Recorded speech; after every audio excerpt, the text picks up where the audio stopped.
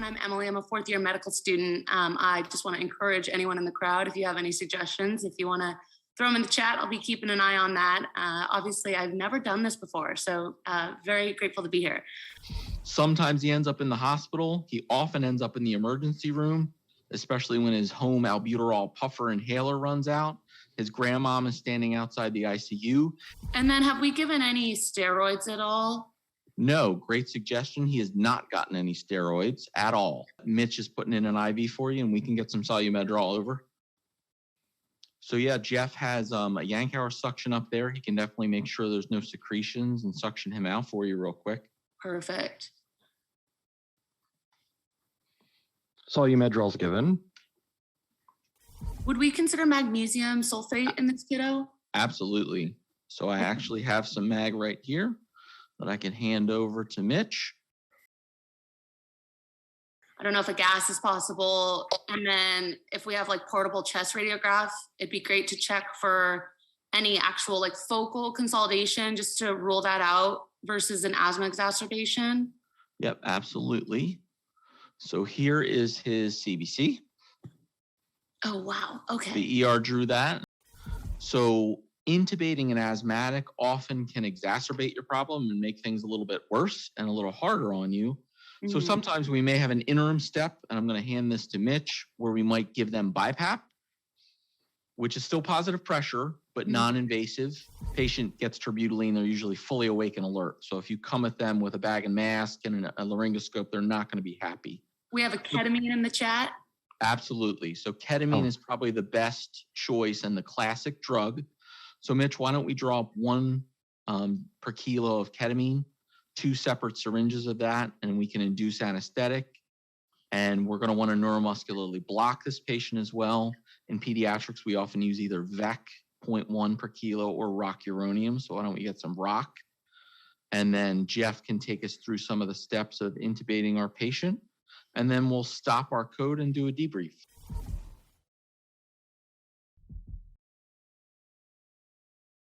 So for those of you who have seen these recordings that I've done with my residents and fellows, welcome back to another one, and you'll get to experience it in person. For those of you who haven't seen it before, I can kind of give you a quick walkthrough on how this works and how this looks. But basically, we set up a remote camera at the foot of the bed that we can broadcast in Zoom, and you're in what's kind of the traditional standard mock code leader position.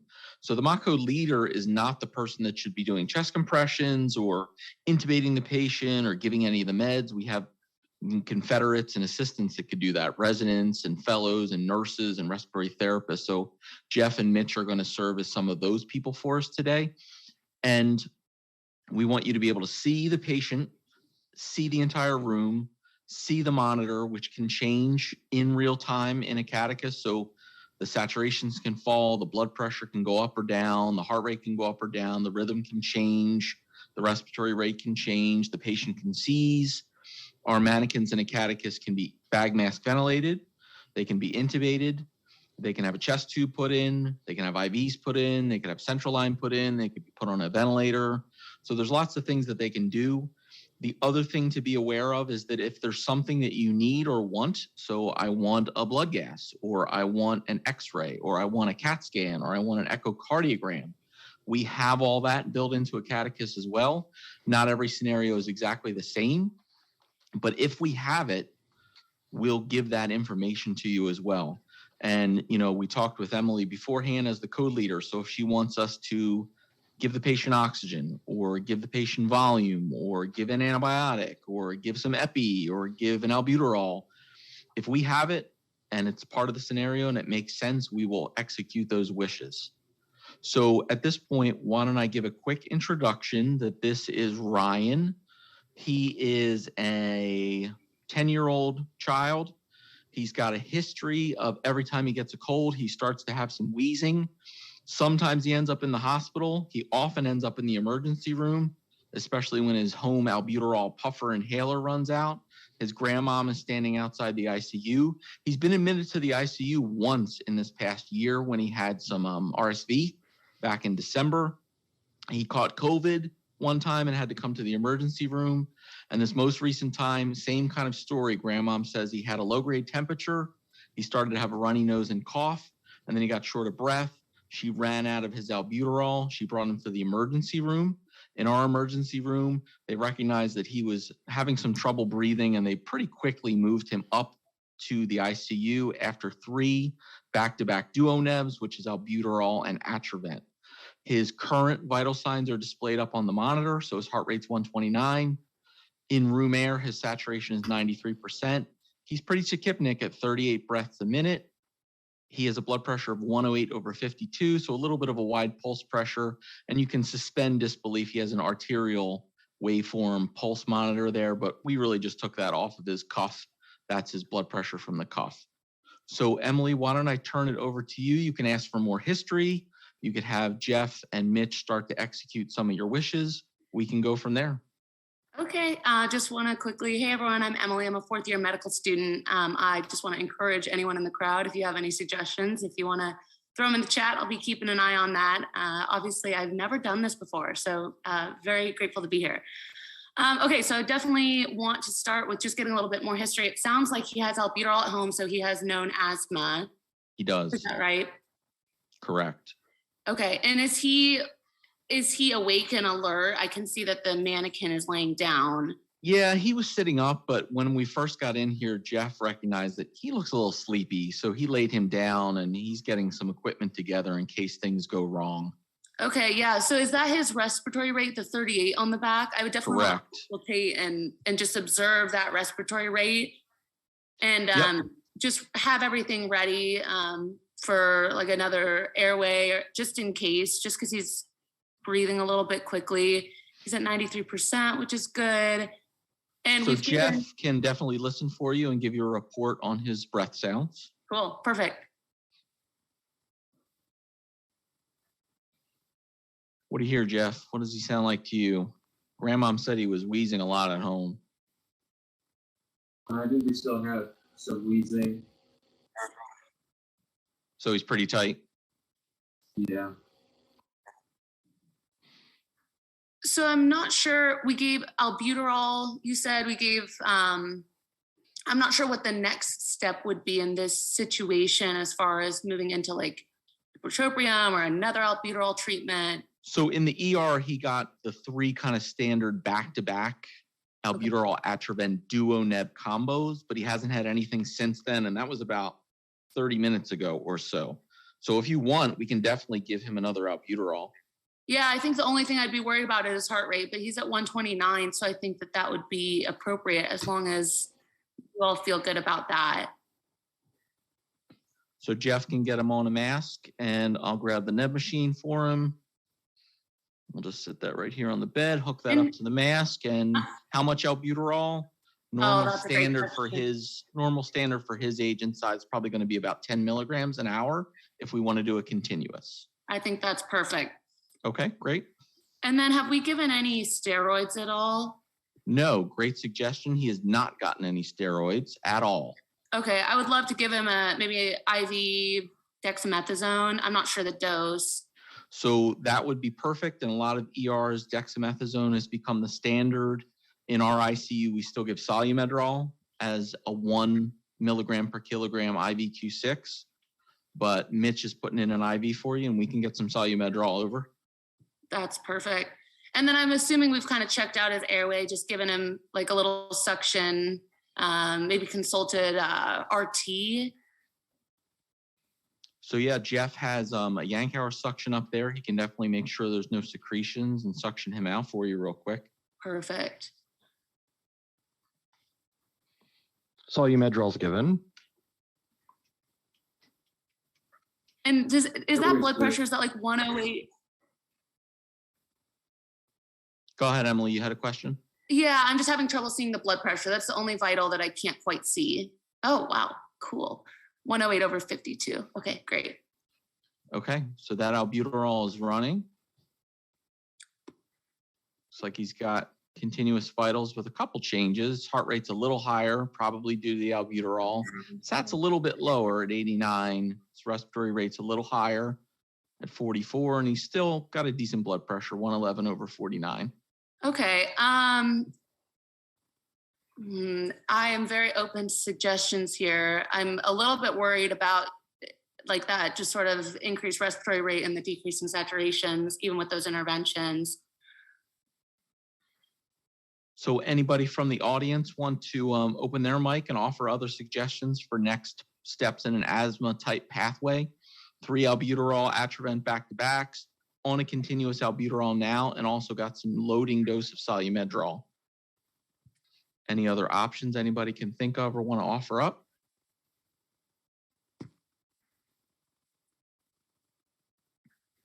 Would we consider magnesium sulfate in this kiddo? Absolutely. So I actually have some mag right here that I can hand over to Mitch.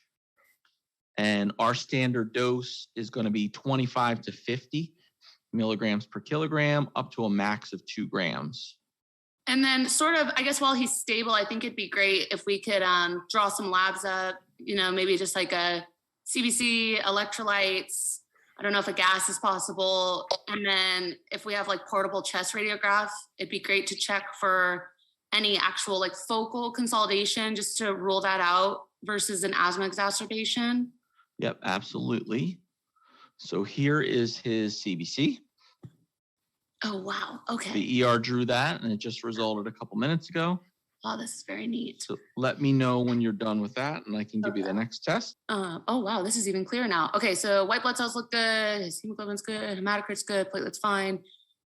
Neutrophils. I'm not sure what the normal range for neutrophils is, honestly. A little high on monos. Okay. Pretty normal CBC.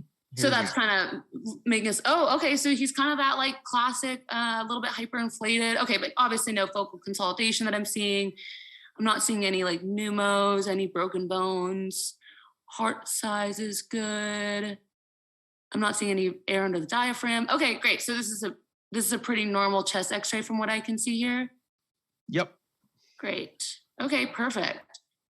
And then we do have part of a critical care panel, which in our hospital is a combination of a blood gas and some electrolytes. The electrolytes are normal. I'll read them off to you. Sodium's 135, his potassium is 4.5, his chloride is 101. His hemoglobin and hematocrit come as part of that as well. And they were also on the CBC and are normal.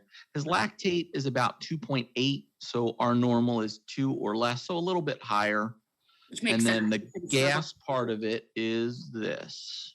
Oh man. Okay. I'm definitely going to need some help on this. So he is he's alkalotic. He's breathing off acid, which makes sense.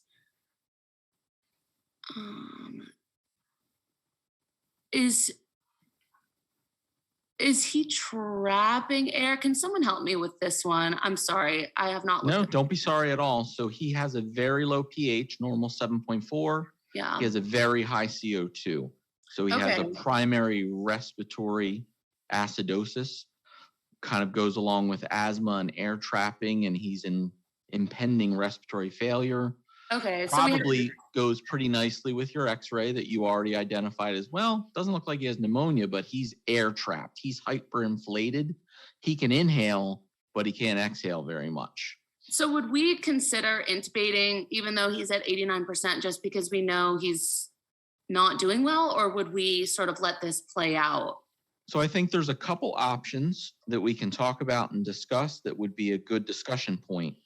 So intubating an asthmatic often can exacerbate your problem and make things a little bit worse and a little harder on you. Mm-hmm. So sometimes we may have an interim step, and I'm going to hand this to Mitch, where we might give them BiPAP, which is still positive pressure, but non-invasive. So mask-driven. We can give continuous aerosols through it, like albuterol continuously. So we may be able to give him some positive pressure help, still deliver the continuous albuterol. But what really is going to make the difference in his circumstances, if we kind of survey Jeff and Mitch and say, he's breathing pretty fast. Is he like waking up with a CO2 of 95? Is he kind of obtunded? Is he got a gag when you suction him? Does he have a cough? Is he protecting himself at all? And if the answer is no, there may be a couple brief interventions you could try. Things like subcutaneous epinephrine, terbutaline load, and a terbutaline drip, which is an IV form essentially of a beta agonist like albuterol. But if he doesn't dramatically open up and start to either really wheeze or really move air and move his chest well, he's probably going to force you to intubate him.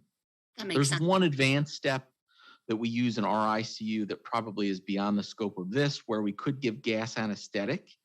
So we have an OR anesthesia machine, and isoflurane is actually a very potent bronchodilator and vasodilator, but you can bronchodilate people and keep them from the end pathway. So Emily, you said you're going to match in pediatrics.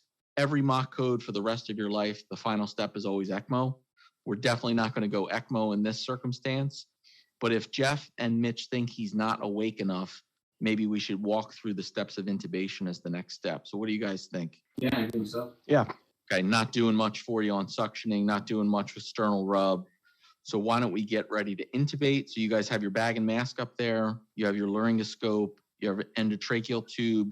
We can talk about drugs. So anybody from the audience or Emily, any classic drugs that may help us get over the hump and intubate an asthmatic safely and maybe get us to bronchodilate a little bit? There's one classic one that people often think about. Would it be atropine, reducing secretions? So atropine's definitely part of a lot of people's asthma pathway, and it Racemic. will reduce secretions for sure. And it may go well with this other drug that causes a lot of secretions, but also may bronchodilate you as well. Terbutaline. So TERB is a great bronchodilator, but not much of a sedative in terms of intubating a patient. Patient gets terbutaline, they're usually fully awake and alert. So if you come at them with a bag and mask and a laryngoscope, they're not going to be happy. We have a ketamine in the chat. Absolutely. So ketamine is probably the best choice and the classic drug. So Mitch, why don't we draw up 1 per kilo of ketamine, 2 separate syringes of that, and we can induce anesthetic. And we're going to want to neuromuscularly block this patient as well. In pediatrics, we often use either VEC 0.1 per kilo or rocuronium. So why don't we get some rock? And then Jeff can take us through some of the steps of intubating our patient. And then we'll stop our code and do a debrief.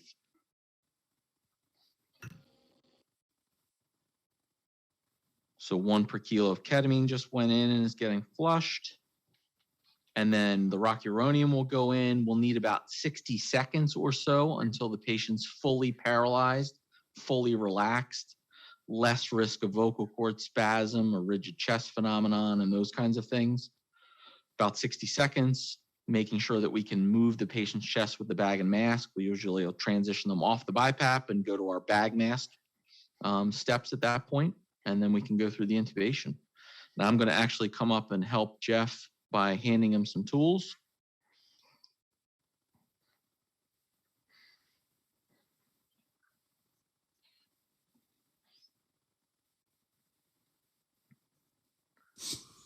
So Jeff's getting pretty good chest rise with our paralysis. Great. All right, so our next step in intubation, he's got good mouth opening, usually with a scissor technique to get the mouth and jaw to open. Now he's going to place our Macintosh blade midline. He's going to lift in the direction of his thumb towards the ceiling to expose the vocal cords. He should be able to see them. I'm going to hand him the endotracheal tube, which we want to come in from the side. So the endotracheal tube doesn't need to and should not block your view of the cords. So there's a channel down the center of the laryngoscope that people often think, oh, well, that's where the tube must go. That channel is for your eye.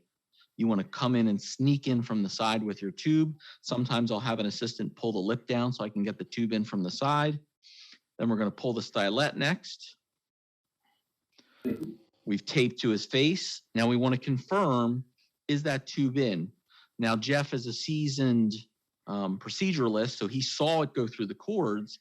But Emily, any suggestions about how can we know for sure that the tube's in? Is there anything we can do to try to confirm that the tube's in other than Jeff's word that, yeah, I saw it go through the cords, it's in?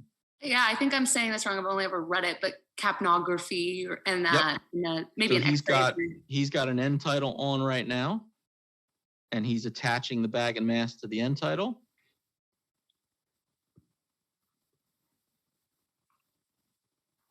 And then in the chat, we have listen to the lung sounds, which is also a great option.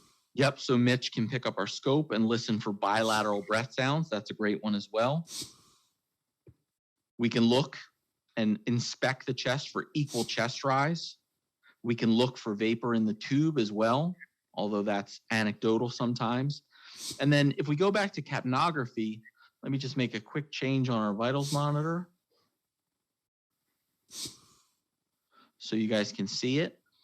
We do have electronic end tidal. And once we have a breathing tube in, if you notice our respiratory rate goes from 38 or 44, the rate that we were bagging him at, to a square waveform. And that's the end tidal CO2 that's monitored electronically. You can see the end tidal still pretty high. We knew on the gas it was 90 something. It's 98 right now. If he was an asthmatic, instead of that flat square, it may be a little more shark finned as well. So that's something to keep in mind, that his bronchospasm may not have been relieved just by putting a breathing tube in. We still may have more work to do, like epinephrine, terbutaline load, more steroid, gas anesthetic, ketamine, paralysis, and then eventually ECMO if we can't get his pH and his CO2 under control. One more brief word about the capnography. So when it comes out of the foil package, if you're not using the electronic end tidal, you have a color changer. It's just litmus paper. So it comes out of the package purple. Within 3 to 5 of the breaths that Mitch was applying, that paper will turn from purple to yellow. Yellow means yes. It stays purple. Purple means a problem. So again, just to say, we put the tube in, we saw it go through the cords. That's one confirmation. Auscultation with equal breath sounds is the second. Equal chest rise by inspection, that's the third. Vapor in the tube, that's the fourth. End tidal CO2, that's the fifth. And then finally getting a radiograph afterwards to see exactly where the tip of the tube is. We could be in the right main stem, so that's that important step of making sure the chest is rising equally. And then listening as well. Those are all good ways to try to confirm, is our breathing tube in the proper position.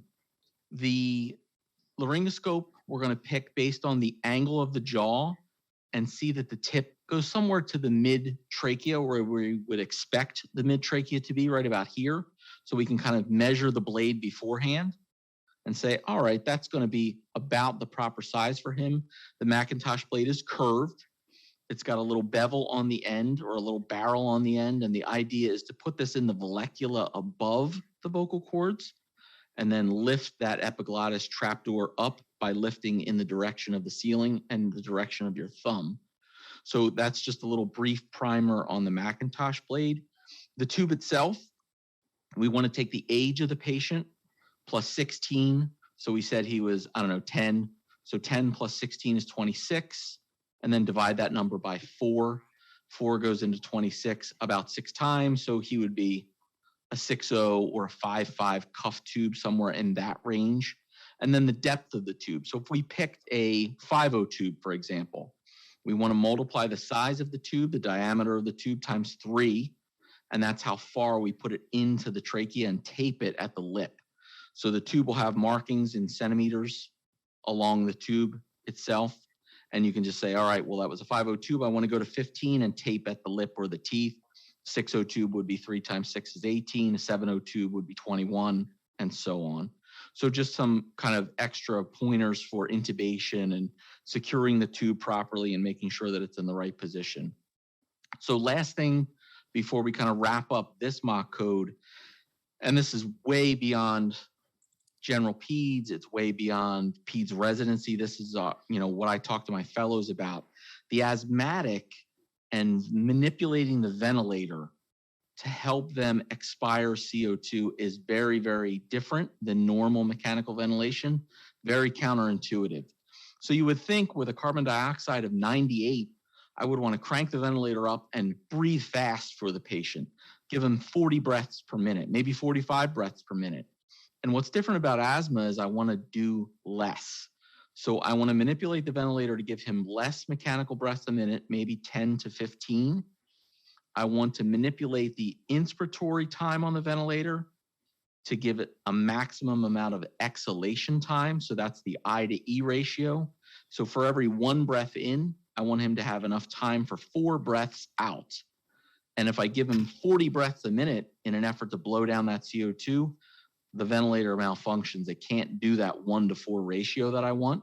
So I've got to actually turn down the mechanical ventilator rate, which again, doesn't make sense to the ear or the eye when you say, well, CO2 is 98. Why would you give them less breaths a minute? It's all about I to E ratio. The standard tidal volume for most ventilated patients is 6 cc's per kilo of tidal volume. So if he was 10 kilograms, I'd give him 10 times 6, 60. In his case, he's going to be more than that. He'd be 25 to 30 kilograms. But 6 cc per kilo tidal volume in an asthmatic may not stent the airway open enough. So I may actually give a little bit higher tidal volume, an 8 cc per kilo tidal volume. The PEEP, as that X-ray showed and Emily pointed out, really hyperinflated and air trapped. He's already got a lot of auto PEEP. So I may give him a lesser PEEP. I may give him a PEEP of 3, may give him a PEEP of 0 instead of the standard PEEP of 5. And then the FiO2, the oxygen titration, we always start at 100 when you first get intubated, and then we try to titrate to less than 60% for oxygen toxicity. So I have a couple other debrief slides. John, if you wanted to bring the camera out into the main part of the PICU, we can wrap up and then we can do our tour. So just a couple slides that are pretty basic, but make a lot of sense for the asthmatic. So on the far left, normal airway, no bronchospasm. The muscles are relaxed. The smooth muscles are not constricted. On the far right, you have an asthmatic airway. So notice that the muscles have tightened and kind of constricted like a boa constrictor around the airway. The airway has narrowed down to the star shape, and there's inflammation, maybe because he's got rhinovirus or RSV or some other comorbidity that's causing him to have a flare. And then he's going to have increased mucus production as well that's going to plug up that diameter. So we go from something that's nice and open with no mucus, no inflammation, to something that's really narrow.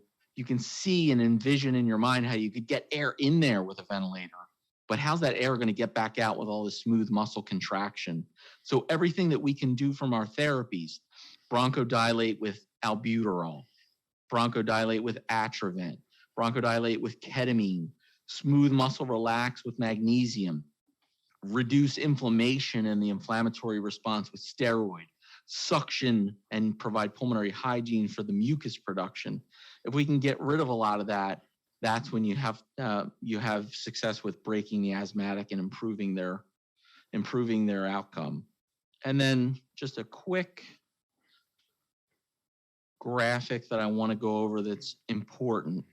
So in mechanically ventilated asthmatics, our respiratory therapists usually get very intense and wrapped up about the peak inspiratory pressure is high. You asked me to deliver 6 or 8 cc's per kilo, maybe that's 300 cc's of tidal volume, but the ventilator is doing a lot of work. It's using a lot of pressure to push that air in because they're so bronchospastic. It's alarming. And in pressure regulated volume control mode that we like to use, the ventilator will dump that breath and say, well, you're not getting the 300 that you think you're getting because it takes too much pressure to do that. And we know barotrauma could be damaging to lungs, so the ventilator kind of auto protects the patient. What's important to know in the asthmatic is they're so tight and they're so bronchospastic that the peak inspiratory pressure, which might be 40 or 50, probably doesn't reflect what the alveolus at the end of the lung is seeing. And that's what you're really worried about, is less barotrauma and more volutrauma. How much am I stretching those alveoli? And maybe I'm tearing and rupturing some of them. So what we can do on the ventilator is something called an inspiratory hold, and there's just a button at the bottom. You push inspiratory hold, and it holds the breath on inspiration, and it'll calculate something called the plateau pressure. And the plateau pressure in an asthmatic is often 15 to 20 points lower than the peak inspiratory pressure, and it really reassures you that you are not doing any volutrauma. The lungs are auto-protecting themselves because they're so constricted that the alveolus is not seeing that peak inspiratory pressure of 50 that you're worried about, may only be seeing 28 or 29. So the intubated asthmatic, that can be very problematic to manage, especially from a PIP standpoint, a peak inspiratory pressure. If you can reassure yourself with a plateau pressure, you're probably doing right by the asthmatic by giving them the appropriate tidal volume, the low PEEP, the inverted I to E ratio, and the lower rate, and you're not doing any barotrauma. You're not causing further lung injury. That's always a tenet. If you're going to put a breathing tube in, and Emily, even as a fourth-year medical student, already saying, well, intubating an asthmatic, I heard that might not be the best thing to do. Should we do that? She was right on point, that if you're going to put a breathing tube in an asthmatic, you have to make sure that you're not going to do further injury to that patient. It's very much like the trauma patient that comes in with a traumatic brain injury. That's already done. You can't undo that, but your job as the critical care doctor is to not cause further hypoxic ischemic injury to that injured brain that's already swollen and having a cytokine response and swelling and edema. So just like that with a ventilator, you can't undo their asthma immediately. You're going to work towards that with your steroids and your bronchodilator therapy, but you don't want to do more lung damage to them while you're mechanically ventilating them. So I know that was a lot all at once. Emily, I think you did an excellent job, and I'm open to any questions from anybody, Emily, or the panel at this point, and then I'll turn it back over to John, and hopefully we can show you around all the different places in Acadicus. Yeah, that was awesome. I really appreciate you all having me. The only question I have is about the paralysis meds that we used for intubation. Can you said it was rocuronium? So there's depolarizing and non-depolarizing as a broad category. And the really only depolarizing medicine is succinylcholine.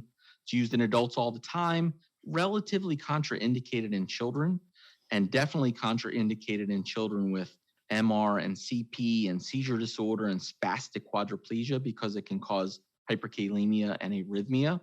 So in pediatrics, we usually stick to one of three non-depolarizing neuromuscular blocking agents. One is rocuronium, 1 milligram per kilogram. Onset is 60 seconds and lasts about an hour. That has to be refrigerated, so it's not usually in code carts. If Jeff or Mitch was asked to get that, they'd go to the code cart. It's not going to be in there because it has to be refrigerated. What is in the code cart, though, is another non-depolarizing blocker, very similar to rocuronium, called vecuronium or VEC. That's 0.1 milligrams per kilogram, does not have to be refrigerated. Onset is about 60 seconds, lasts about 45 minutes, maybe an hour, depending on the patient. And then in patients that have liver disease, which we take care of, a lot of liver transplant patients, we use a drug also non-depolarizing called cis atracurium. And that drug is metabolized outside of the liver by a mechanism called Hoffman degradation by the plasma proteins that live in your bloodstream. So we know that liver patients are not going to metabolize ROC or VEC, and they're going to stay paralyzed for days if we give it to them. So we tend to use cis atracurium for those folks. That is super helpful. Thank you so much for clarifying that. Anytime. Other folks that may have questions about the mock code or Acadicus in general, John obviously is the expert and can jump in on any Acadicus questions.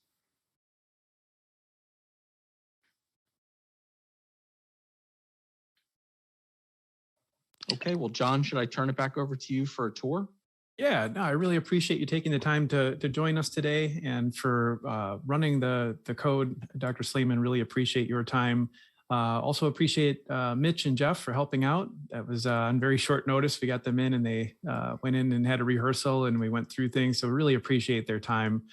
Just want to remind everybody, next Friday, we also have another simulation. It's going to be primarily an EMS paramedic simulation. That's going to be, I'm just pulling up my calendar. I should have done this ahead of time, but Friday, it's going to be starting at 10:30. So if you look at our Discord channel, we've got more information and a link there. Otherwise, just email me. I'm at jon@archvirtual.com, john@archvirtual.com, and I can send you a calendar invite for that. So that's going to conclude the Zoom event for today. We're going to be going on a tour of some of the work that Jeff Zielinski and inHealth are doing. And we're going to be preparing that as a recording that we'll also be publishing to the website. So you'll be able to see some of the really cool stuff that inHealth has been working on and Jeff's been building. Really, I think some of the really pretty innovative stuff that he's working on there. So we're going to be showing that. And we're also going to have another Acadicus Impulse with Mitch Luker from NWTC, who was assisting today.